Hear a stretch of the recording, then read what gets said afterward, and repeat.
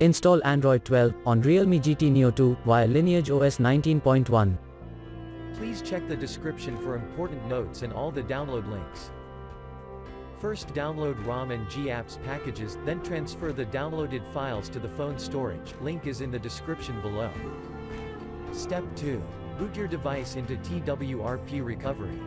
Once in TWRP, click on Wipe, Advanced Wipe, and select the check boxes, as shown in the image, excluding internal storage. Step 4. Swipe the button to wipe the device. Step 5. Go back to the recovery main screen, and tap on the Install button. Step 6. Navigate to the storage, and select the ROM zip file. Step 7. Finally, swipe the button on the screen, to install ROM file. Step 8. Flash the GApps zip package, in the same manner. Step 9. After GApps flashing completes, select Wipe Cache and Dalvik from bottom left side of screen, and swipe to wipe. Step 10. When the flashing process is complete, hit Reboot System. That's it, you have successfully installed the ROM on your device.